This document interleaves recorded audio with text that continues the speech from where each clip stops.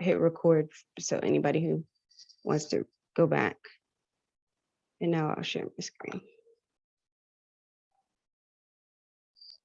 Okay, so today we're going to talk about critical thinking. What is critical thinking? How do we critically think? Why do we want to critically think? Yeah, all that good stuff. I'm just trying to make this bigger. What do I mean by critical thinking? Anybody want to guess? I can make a guess. For it. Maybe with any topic that you're kind of discussing or thinking about, kind of creating possible questions or digging deeper into that topic, Mm-hmm. so that you can kind of come up with, I guess, more answers Mm-hmm. associated with the topic, or finding other topics that are connected or intertwined with that Mm-hmm. initial topic. I Just like dig that. I love when you said dig deeper, because it means that we're no longer allowed as journalists, as writers, as communicators to take a shallow look at something, make a quick assessment and assumption, and then move on. It's exactly what you said. It's digging deeper. So it means that we're analyzing things. We're synthesizing, meaning that we're actually making meaning. We're making sense of things. We're taking a look at it and judging it, not being judgmental as in negative, but judging as in having discernment. We're interpreting, and then we're making a conclusion, but much, much deeper type of thinking. And the reason I wanted to teach critical thinking is because not only can you use it as a writer, as a journalist, but you can pretty much use it in any type of work that you do, whether you become a lawyer, become a doctor, whether you become someone who is a social worker, whatever you want to be, you have to start thinking in a way that has, like you said, deeper, more depth, more layers. And I'm going to teach you how to do that, right? So critical thinking in a conversation. So for some people, it just means to be skeptical, right? You say it, I don't believe it, I doubt it, but that is not critical thinking, right? It's not just a lack of trust or just habitually criticizing or finding something negative or poking holes into it. It's beyond and is absolutely better, right? So it means that you now can conceptualize what someone's actually telling you, right? You can apply perhaps what they're telling you. You can break it down or analyze it into smaller parts so that you can understand it. And then again, you can synthesize. It means you can take the facts and the figures and the parts and the elements that you learned about, and you can actually give it understanding and meaning, and then regurgitate it back as to what you feel that it means. So critical thinking, everything that we do in this class, and hopefully in your careers in general, should guide your beliefs in how you act, how you react in the actions that you take. It should guide how you gather facts, how you observe the people and the things around you, how you experience things, how you reflect on people, places, and things, how you communicate, and how you just think things through, how you get from point A to point B to point C in your reasoning. So critically thinking equals meaning thinking independently. And what does that mean? It means that we don't do group think. Have you guys ever heard of group think? Yes. You heard of group think? Good. Yeah. So group think, that's when everybody just has that desire to be in harmony. So whatever you think, I think. Whatever the class thinks, we all think. And that desire can actually be dysfunctional and harmful in decision making and outcomes, because it doesn't mean that we've thought to get to the best outcome or thought about different angles or thought about how to include. It just means that we wanted to conform. So we're going to avoid group thinking. And we do that by being open-minded and having a willingness to be fair in the way that we think. And we consider what we normally wouldn't even consider. We're going to be open-minded. We're going to explore. And like you said, go deeper and explore our thoughts and feelings, the root causes, not just what on the surface it looks like to be, but the actual root causes. And we're going to look at external and environmental factors. When you think critically, that means you not only think critically, you read critically. What you take in, you think about it deeper, you have a willingness to be open-minded, you consider what you didn't before, you don't necessarily conform, and then you look for something deeper, right? And so you want to be clear on what the beliefs of other people are. You want to be clear on what your own beliefs are. You want to understand what's in front of you, the issues. You want to give context. What do I mean by give context? Feel free to share what you think that means. Just background so people can understand. Right, exactly. So people can understand, right? And so I don't want to just make a blanket statement. I want to explain around it, explain why we got there, explain how people are being affected, explain maybe perhaps what experts or a community feels will happen if it sustains any. I want to give context. I want to talk about how we, what's causing it, all of that. So we don't want to blur the lines between what is fact and what is story when we're thinking critically. We think about the facts and we think about all of these things we want to understand. That means we set standards, we evaluate, and we set the standards to evaluate. We determine what credible sources of information are. Everything on social media is not a credible source, but some things are, and it's up to you to evaluate and determine the standard of what we can trust when we critically think. And then one of the most important things when you critically think is breaking the habit of assuming. You look to both prove and disprove your idea. So you may believe something is true, prove it's true. If you may believe something is true, don't be afraid to try to disprove that your ideas are true or the best or anything like that. So you question your framing of your questions. What do I mean by the framing of your questions? The way I see it is, you position a question, you ask a question in a certain way that leads people to make a certain kind of thinking. Beautiful, beautiful. It's the way you position things. If I frame it in a certain way, and we'll do that later in this lesson, I can position it to be positive feeling, to be negative feeling, to guide an answer, to not guide an answer. How do we frame things? So we have to be careful about how we set it up, or like you said, position things. So how do we continue? How do we really dive into critical thinking? Well, this is in the book, right? The book I gave you all is Change Your Questions, Change Your Life. Critical thinking greatly deals with asking questions, not giving answers, but asking questions. So you ask yourself questions, you question your own beliefs, you question how you frame and set up conversations, and you question your own communication, and you even question what your questions are. We're always asking questions. So the kind of questions I want you to think about as a reporter, as a writer, as a journalist, is why did you add the information that you added? Why did you choose to include what you included? Why did you leave out who you left out of the story, or who you left out of the summary that you wrote, right? And do these additions or subtractions unfairly slant the story or the conversation? And does it drive it in a specific direction? And if you drive in a specific direction, is that equitable and fair? You have to always be asking yourself these questions. And then you even ask yourself, where's the diversity in the storytelling and conversation? So by diversity, I mean different points of view, right? Besides just Democrats, but Democrats, Republican, maybe people who don't identify with those voices, meaning people's voices, meaning like different types of people. Maybe you have younger, you have older, you have Black, you have white, you have people international, you have people domestic, you have local community. Did you represent different types of voices in that same story? Different types of people? Did you share different types of stories when you were writing something? And so when you are asking yourself these questions and you are critically thinking and you're diving deeper, you're going to recognize that rarely are things ever binary. What do I mean by binary? I'm assuming maybe simple. Maybe things Mhm. are like nothing's really simple and it's complex if you dig, well, like we said, dig deeper and analyze it. I like that. So binary, by meaning the word two, one, two, the number two in Latin. Binary means it's exactly what I have on the screen. It's one or the other. There's no in between. It's right. It's this or it's that. Right. I'm right.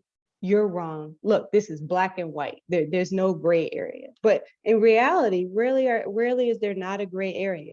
Rarely is there absolute right and absolute wrong when you're writing stories, and rarely is it one or the other. And it's your job to determine if something is absolute fact or if it's something that's an opinion, and present it and frame it in that way. But I want you to remember that when you're critically thinking, really, even if people present it as one way or the other, that is this or that, that is black or white, that is right or wrong, it's your job to question what's the other side of this, and what are the other people's points of view, and how would someone else state this? And why did they share it in this way? So rarely are things this or that, binary. Rarely are things no in between. Mostly there's a gray area. In that gray area, there's a story. So I want you to allow yourself to be challenged of what you think is true. And I want you to recognize that you yourself are being influenced. You can easily be influenced by somebody that you just trust, a source that you just trust, information source you trust, a person that you trust, a family member that you trust can influence the way you think. I want you to allow yourself to be challenged to not stick to what you feel automatically your assumptive is what's right and what's wrong. So that means that you have to be self-aware of your own strengths, of your own inclinations and weaknesses, that you filter things through bias, right? We all have bias, that you have your own privileges, and there are external factors and contexts that just might affect the way you do your own framing, the way you see the world. So I want you to be self-aware. So this is beautiful. I love this one. If your mother says she loves you, check that sucker out. That's how I want you to think as a journalist, that we're not just receiving something in our laps or on our computer screen or on our phone.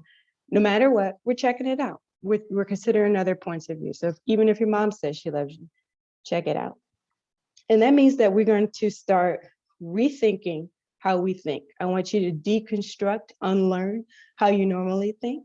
And I want you to rethink how you think. You're going to adjust how you interpret things. You're going to acknowledge that you do filter information, facts, your environment, your observations through your own biases, and learn what your own biases are, right? For something, against something. So that means we can short circuit our ladder of inference. Does anyone know what the ladder of inference is? Before we dive deeper. I do not know. No? Anyone? Anyone want to take a guess? It's like a big term. I'm gonna break it down.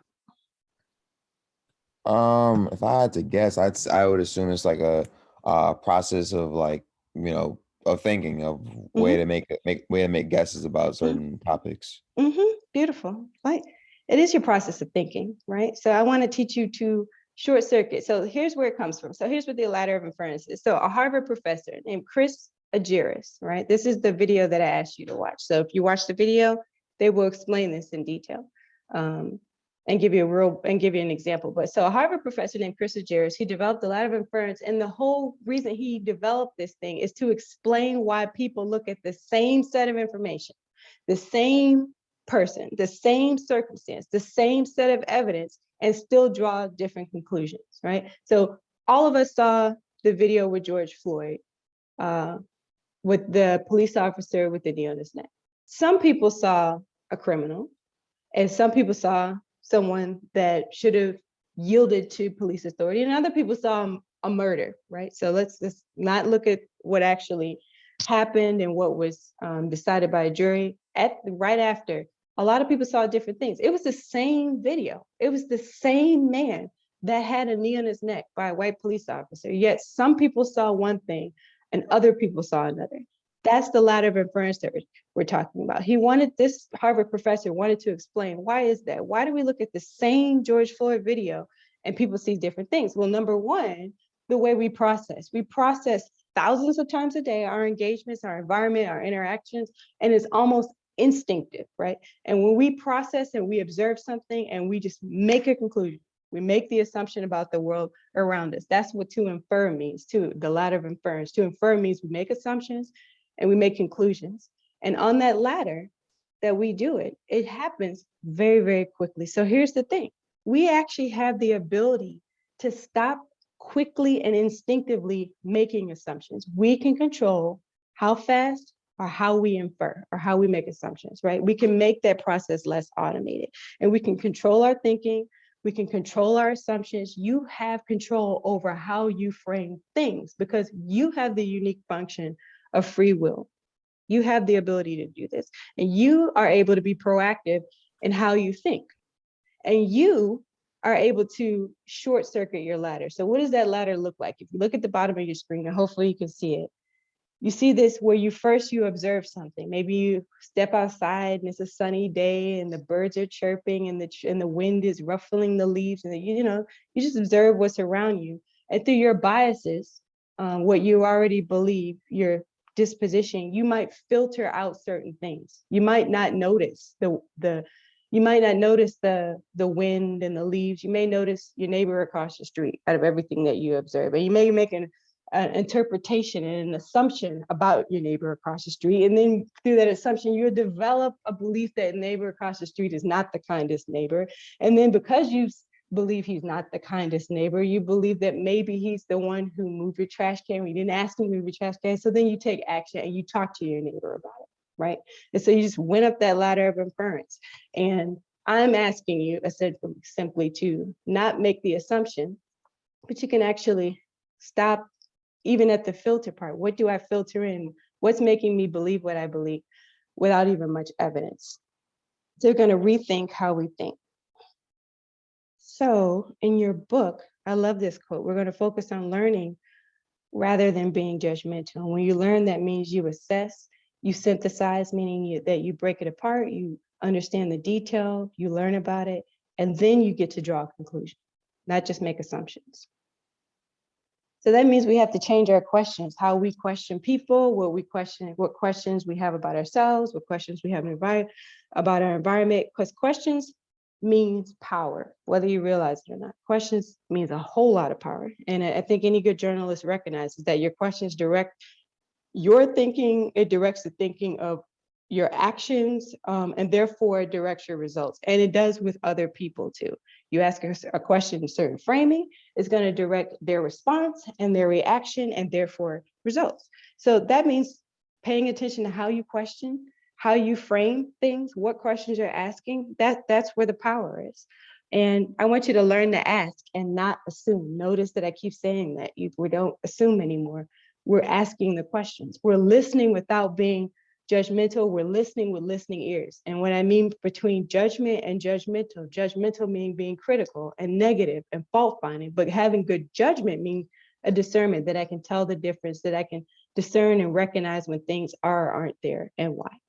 So I want to do two different, I want to go away from assuming and being judgmental. I'm going to lean towards having good judgment and asking questions, not just giving answers. So that means you have to let go, abandon the way that many people are, and that's the need to be right or the need to have the answer, right? Instead, you want to have the questions as a writer, as a journalist, as a communicator, not the answers. You've got the questions and you'll tap into other resources to find the answer, but you yourself, you don't need the answer. You need to find the answer. You need to be curious, and you're curious and show curiosity through questions.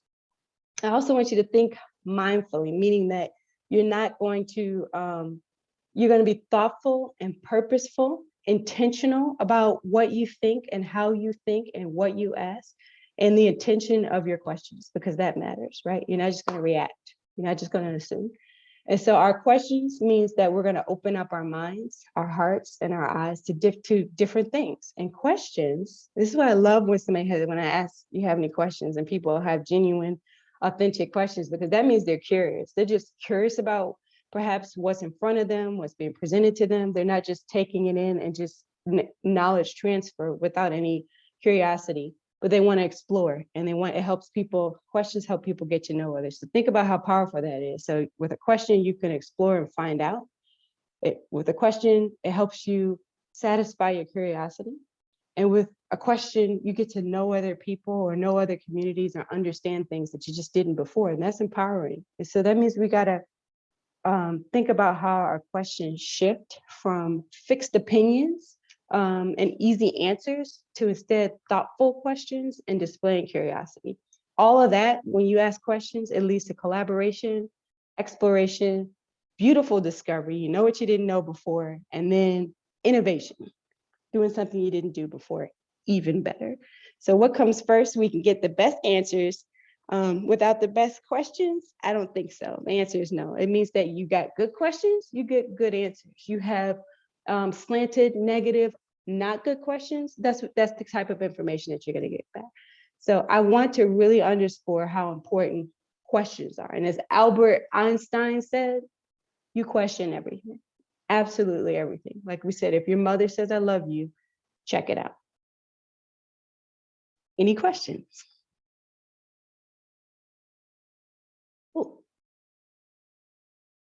So just the FYI, I can't see the chat. So if you said something in the chat, just interrupt me. Okay, so you're probably like, okay, I get the whole question thing, but I just want to stress even more so with questions. Why do I care so much about questions? So we know that it helps us be curious, explore more, discover more, and then even leads to innovation. But at the end of the day, it's just effective communication. More questions means less telling. I'm not telling somebody what's happening or what it is. I'm asking questions and actually finding out the truth, right? And so I'm making room for more and new information. And that allows me to find out what people need and what people actually think and what the actual situation and the root cause is. It's questions, not answers. We're not the answer man here. I want you to be the question man. So that means you have to be honest with yourself and you have to observe yourself and be self-aware about yourself, right? Your own thinking, your own mindset, your own reactions. Do you ask questions first, or are you always the one that give answers first, right? And as a journalist, we want to be the one who asks questions first. That means be self-aware, and it's crucial to alter your thinking. If you're the answer man, you are now, and at least in this class, you're the question man. And so we have the power of choice, regardless of the situation, of how we respond. Again, that ladder of inference. We don't have to make assumptions. We don't have to assume. We don't have to rapidly draw conclusions. Instead, we're going to ask questions and we're going to take the time to learn. So again, I discussed this a little bit before, good judgment versus being judgmental. Good judgment meaning I have discernment. I can tell the difference. I can pick up on nuances, right? I can take the time to learn more and know who to ask and when to ask and how to approach, and beautiful judgment versus being judgmental, which is just critical and fault finding and negative. We don't do judgmental, but we do judgment. What questions do you have, if any, before we watch this? I just have a question because I wasn't here for the first day. Sure. So am I able to just read and be ready for our next class? Or is there anything that was an assignment that came with the reading that I may have missed on? So you do have, who's asking this question? Actually, first. Sean Johnson. Hey, Sean. Okay. So you do have reading, and actually, why don't you and I catch up afterwards? I would love to just chat with you one-on-one, but essentially I wrote an email that describes all the assignments for this week and this class, which includes a book and a couple of readings. But you're not that far behind, but I will catch you up because we went over some grammar that everybody's accountable for to show in their writing. Okay, sounds good. Thanks. Yeah, but no worries, okay? Okay, so I'm going to try to play this. Let me just stop sharing real quick. And I have a couple of videos that I will share. One sec. So I want you to tell me if you can't, I'll put it this way. If you can't hear it, then I'm going to give you the link.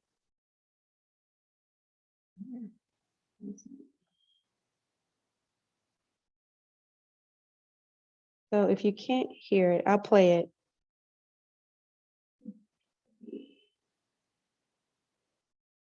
Oh, no, sorry, that's my Zoom link. Hold on a sec.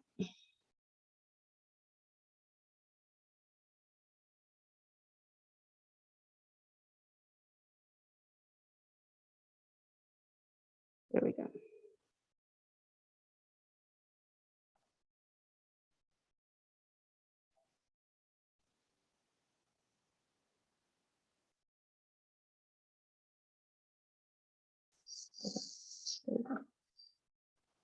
All right, hopefully you can hear this. Critical thinking is all about asking questions, the right questions. Can you hear that? Yes. Okay, great. All right. Critical thinking is all about asking questions, the right questions, questions that help you assess both the meaning and the significance of claims and arguments. Building these skills and applying them in your life makes it easier for you to assess evidence, evaluate arguments, and adapt your thinking so you stay switched on and engaged in different situations. Critical thinking involves stepping back from a situation to enable you to see all the angles before making judgments or taking decisions. It means identifying the key points, analyzing the sources of information, weighing up different types of evidence, just as a judge and jury would do in a court of law, and putting it all together into your own independent, thought-through point of view. One thing that it's very important to realize is that critical thinking isn't about being critical. And it's about much more than just finding flaws in other people's claims. By itself, that isn't enough to give you an edge. To be a true critical thinker means being creative, reflective, and adaptable, evaluating the evidence to decide for yourself what is accurate, what is relevant, and do I have sufficient information to take a decision on this topic? Thinking critically means taking a stand for yourself. It can be difficult not to be swayed by close family or friends' views on things, or certain beliefs that just feel right. But learning how to use these higher-order thinking skills can help you to feel much more confident in your own opinions and conclusions. Critical thinking is also about a sense of discovery and excitement. Not only about learning, but evaluating arguments to see how they stand up, and filtering for yourself what resonates as right or wrong. By using these techniques, you'll find yourself becoming a clearer, better thinker. McCat, learn better, think smarter, aim higher. Critical you heard it already. So yeah, it's like what I said. You're going to discover, you're going to be curious, you're going to think about it, and you're not just going to accept what's in front of you. Okay? So ad hominem. Have you guys ever heard of this before? Yeah. So what does it mean without looking at all the words on the screen, if you've heard of it before?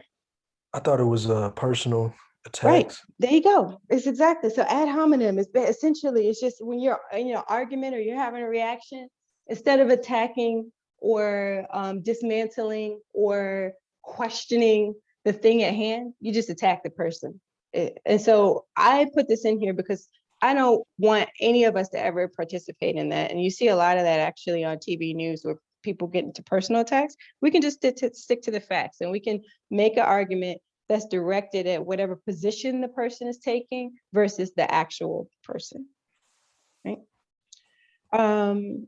So the last thing I wanted to mention, and then we're going to dive into a little bit of an example.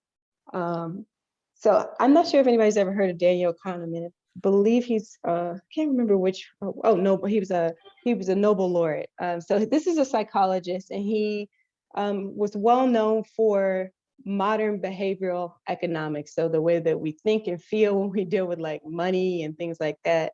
But his work really influenced how we think in the decision making. He broke it down, and how we even take risk and even happiness. So I want to bring this up because it really deals a lot with critical thinking, the way whether we think fast or whether we think slow, where it's very instinctive or whether it's very thoughtful and broken down. And so he came up with two systems in the way that we think. System one being the fast way, almost unconscious, instinctively, automatic.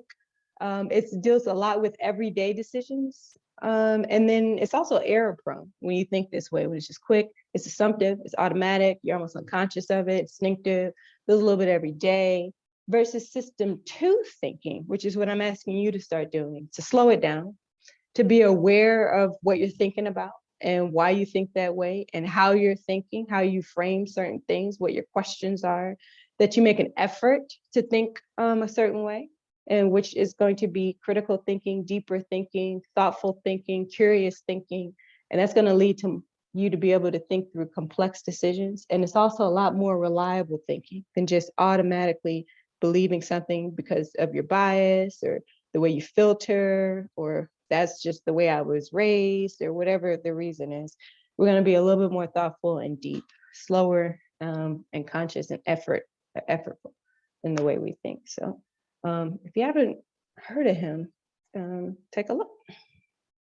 Okay, so the last thought before I get to an example, change your questions, you change your results. It's like the book said, you change your questions, you change your life. If you learn how to question in a way that is thoughtful and deep, that breaks down things, that is open-minded, and that reflects a curiosity so that other people can enter into the conversation, you will get a much better story, much better writing.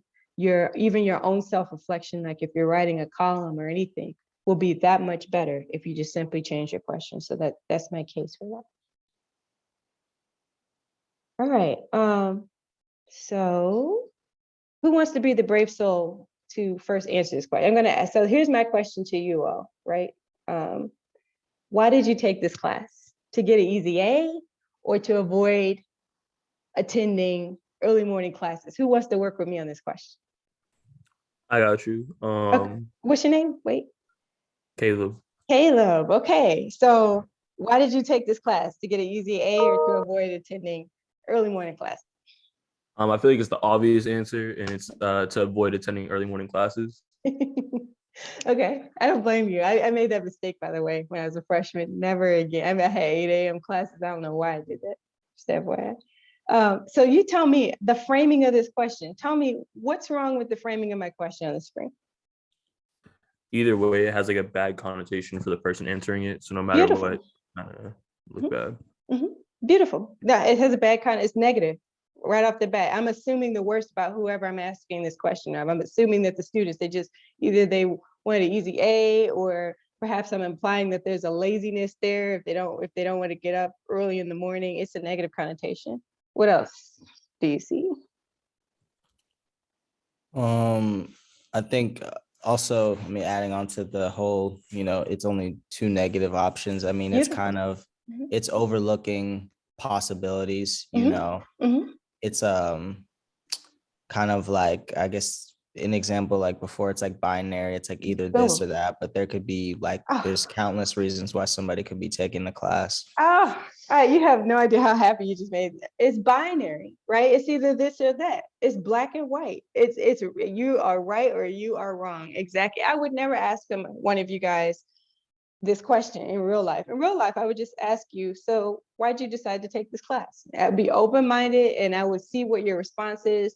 And as you just said, many people take classes for many different, it could be a requirement for a major. It could be they were curious. It could be they felt like they're not a good writer and they want to become a strong writer. It could be that they have a really good talent at writing and they want to strengthen it. It could have been a suggestion. It could be all these types of things. And even furthermore, to stress the first point, it's just a negative connotation. So this is what I mean by we should be looking at how we frame our questions, what our questions are, why we even ask the questions in the first place, who we're asking the questions of, and is the question leading? And as a journalist, as a writer, as a communicator, and just as a critical thinker, we're going to start thinking about our questions, right? So, right. So I have one more, right? I want you to watch this video carefully and then we're going to discuss it. I want you to view it with critical eyes, right? And with critical thinking. So I don't want you just to receive whatever this story says. I want you to think about who the story is from, the players in the story. I want you to think about the facts that are presented, and then we're going to talk about this afterwards. To give you some context, has anybody heard of, actually, who was that who was from LA? Somebody said they're from LA. Was it? That was me. Okay. So you might know them. This is a pastor named Frederick K.C. Price, actually based in the Los Angeles area. He recently died from COVID, but very well known mega pastor in the LA area. Have you heard of him? Yeah, I've seen him before. Yeah. So essentially, a while ago, and I think it was 2020, ABC News wrote a story about him that included him essentially that pastors like to ball out and everything is bling bling, and essentially they're greedy, and they included Pastor Frederick Casey Price in that story. And so I want you to watch. Essentially, this was a story that responded, or it was after basically he was included in that story and accused of basically being a pastor who was out for himself versus for his congregation and his community. So we'll talk about this after you watch it. Okay. Let's see.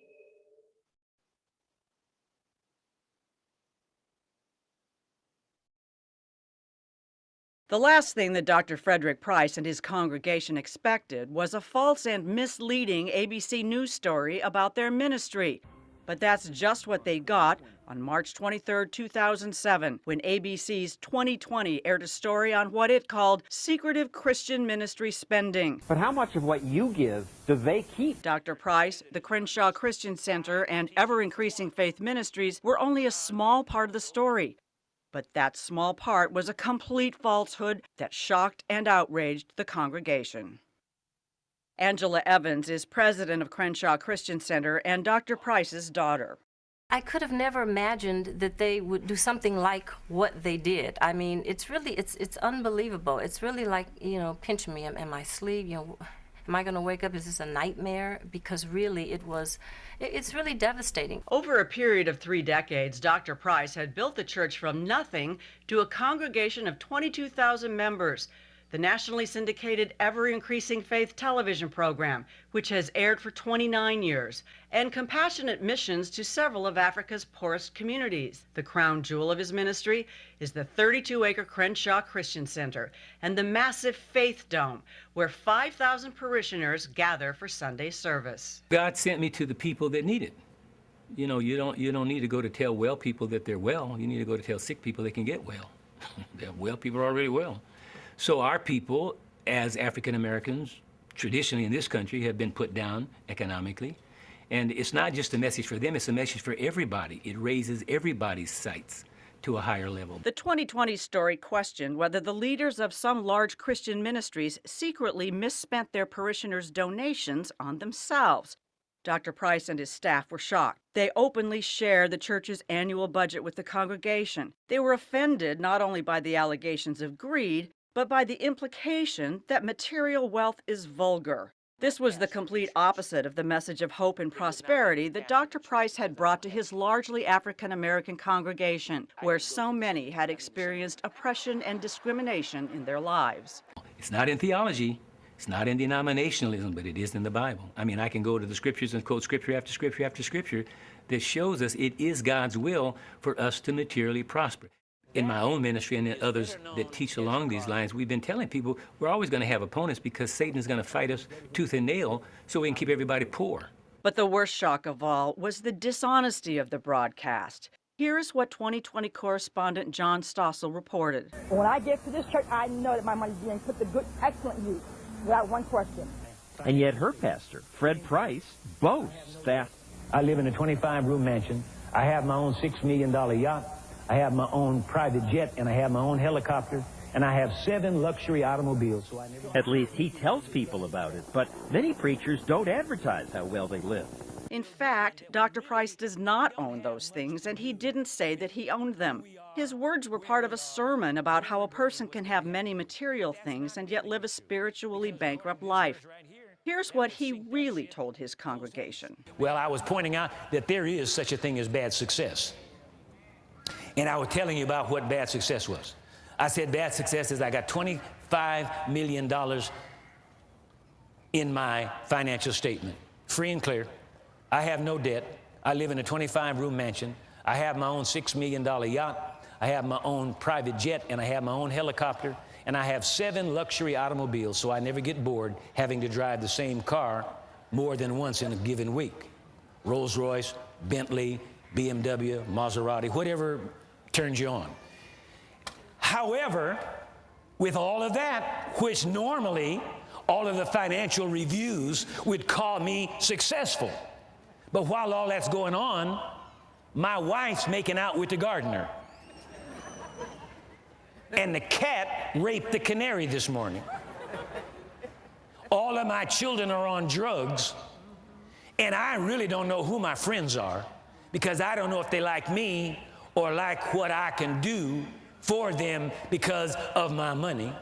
And I can't eat a decent meal and keep it down because my stomach is so full of holes from worrying that I can't keep any food down. Friend, to me, that's bad success. I feel like telling John Stossel, shame on you and shame on ABC News for portraying my pastor in such a false light. At a minimum, I feel it was a reckless disregard for the truth. And for it to be done so maliciously, that's what really got me. It was no attempt to gain the truth in any way. Over the years, they've built up what I thought was an excellent reputation for reporting neutral journalism. And now they've sunk to the level of what I might expect to see in the checkout line at a grocery store. It's appeared to me to be deliberate because we know the resources that they have, and they could have taken it a step further and determined whether or not the information that they received was correct, and they didn't do that. The inaccuracy and apparent dishonesty of the 2020 broadcast brought a swift and angry response from CCC church members and friends. Hundreds sent emails to ABC News. ABC published an apology and correction on its website, but CCC felt it didn't come close to repairing the damage that was done. After the church demanded an on-air correction, ABC broadcast a brief apology that included this. We'd used this quote out of context, and for that we apologize to Dr. Price and the Crenshaw Christian Center. And we apologize to you if we misled you. Neither the Price family nor the church leadership felt ABC had rectified the harm done to Dr. Price's reputation. Dr. Price's daughter, Cheryl A. Price, is Executive Vice President of the Fellowship of Inner City Word of Faith Ministries, an association of inner city ministries founded by Dr. Price. People who don't know or who are watching from TV, they may not have as much interaction with Dr. Price to know, of the things that he actually has, because he is very transparent and he shares everything. Sometimes our family thinks, oh, gee, you just tell all of our business, Dad. But, he's an honest man, and he always says what you see is what you get. And that's the truth. That's it. Okay. Has anybody heard of that story before? So here's the thing. I want you to think about two sides of this. Actually, I want you to think about two sides of this. I want you to think about, what do you think led to 2020 being so inaccurate in how that they reported? What went wrong?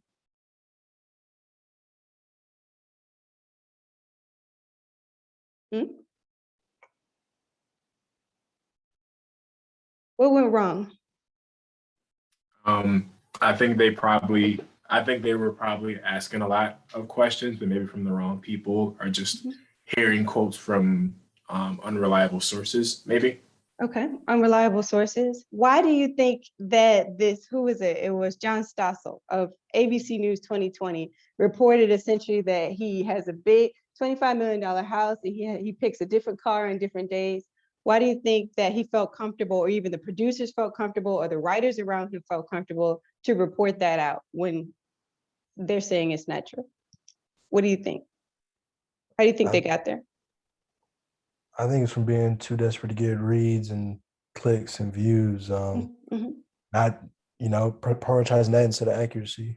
Okay, there you go. So I love the way you guys are thinking. At the end of the day, it's much like Will says, right? We have to watch out for, again, this is the self-awareness part I'm talking about, our own self-interest, right? Do we have an underlying need?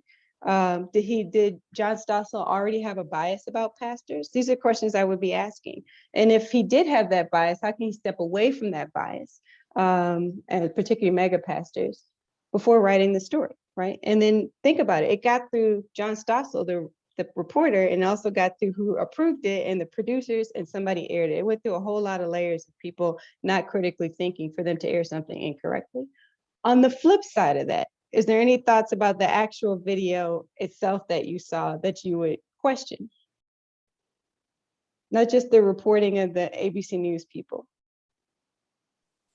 I felt like they were trying to, it was like kind of, I felt like there was like a rush to kind of discredit him. Because yes, they could have definitely, because they could have definitely just checked out the video itself. And I mean, it didn't really look long, but they could have definitely just checked the information out, checked his words out a little bit closer. But I felt like they were just in a rush to just basically discredit him and just find a way to I guess just throw him under the bus for real. Yeah. Yeah, he was thrown under the bus. So if I were somebody, I agree with all of that. If I were reviewing this and looking at this, I would want to know where they got the info, I would want to see the whole tape, right? I would want to see it. This is what we're talking about in context. They took it out of context. They sliced it up and then they wrote around it, and their questions and their statements led you to believe one thing when it was another. I also, if I was watching this after the fact, the actual video that you watched came from the church, right? So that means that they have a certain bias and point of view, and that it was unfair, and how great and wonderful our pastor is, and how he would never do such a thing, and they owe us an apology. So you have to think about that side. This is what I mean by multiple points of views and voices. If we were to do a story on this about the fallout of it, and by the way, they were in court for 4 years and the church won, by the way, you would write something that takes both sides into account. Why the news operation, how it got to where it got, why they aired what they did, the fact that they apologized, the fact that the church feels a certain type of way, why they feel a certain type of way, and the church's point of view, and not necessarily neither one of them being right or wrong, but what is their point of view. Yeah, so if someone was doing critical thinking at ABC News, that would have never aired the way that it aired, because it was very slanted, it was biased, it obviously was filtered through a certain point of view that led to untruths. And we can avoid that if we just critically think. I see Andy's hand up. Sorry if I missed that earlier. No, I just put it up. I had a slightly off-topic question, but it's related to what you're talking about. Go for it. Do you think that there should be more accountability when it comes to, biased media reporting, and when it comes to, this kind of, I don't want to say distorted way of reporting? Well, I think there should always be accountability. I guess that's kind of like the whole reason that I'm teaching this critical thinking part of your writing when you get ready to write your own thoughts about this book. And I think there should be, again, if you go through and I share this presentation, but I said one of the things is to set the standard of how you're questioning things, set the standard of how you're confirming information, and hold people accountable into that standard. And not to say that you won't ever make mistakes, because people are human, but at the end of the day, you'll make far less of them if there's a standard and there's accountability just baked into the process. Okay. Yeah. Thank you. Yeah. Hopefully you guys won't ever be in that situation where you're on national television having to apologize for your fake story. Okay, so I think that was it. Let me just look at my screen real quick. Yeah, that was it. Okay, yeah. Well, finished. Okay, so I won't share the screen anymore because that was the slide that said discussion was the last one.